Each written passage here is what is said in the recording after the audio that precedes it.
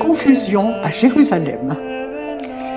L'on dit souvent qu'il faut essayer d'agir comme Jésus l'a fait. Eh bien, l'épisode d'aujourd'hui met un bémol à cette affirmation à travers la figure de Paul, pourtant véritable athlète de la foi. Le voici aujourd'hui de retour à Jérusalem où l'attend une foule qui ne lui veut pas que du bien. La foule, c'est connu, est versatile et prompte à s'enflammer.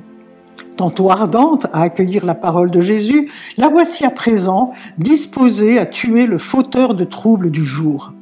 Shaoul, ce bon juif qui persécutait les disciples du Nazaréen et qui désormais semble avoir changé complètement de bord.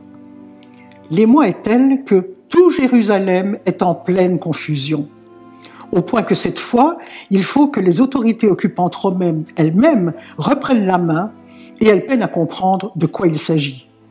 Un officier veut donc emmener Paul loin de la foule pour l'interroger, comme autrefois Pilate l'avait fait avec Jésus.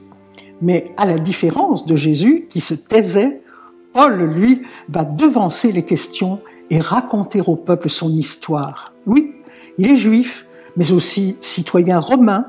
Il parle à la fois l'araméen et le grec. Il a été éduqué par l'élite religieuse et il reste fier de ses racines, prouvant ainsi qu'il demeure ancré dans la tradition qui est la sienne. Mais voilà, il a vécu une expérience spirituelle proprement bouleversante, qui l'a littéralement mise à terre et plongé dans l'obscurité de ce qu'il pensait être. Lui, qui dirigeait sa vie de main de maître, se voit expliquer par un autre ce que sera désormais sa mission. Il échange son royal prénom juif Shaoul contre son second prénom, romain celui-là, Paulus, qui signifie petit, et il adopte désormais le rôle de témoin, celui qui racontera ce qu'il a vu, entendu, vécu, et cela bien au-delà des frontières du judaïsme.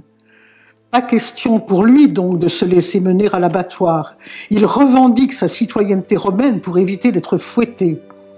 Et si aujourd'hui nous sommes chrétiens, souvenons-nous que c'est grâce à ce juif matiné de romanité qui a passé la mer et les frontières. C'est grâce à cet homme, à la double culture, toujours un peu tiraillé entre les deux, qui a rendu possible l'universalité du salut.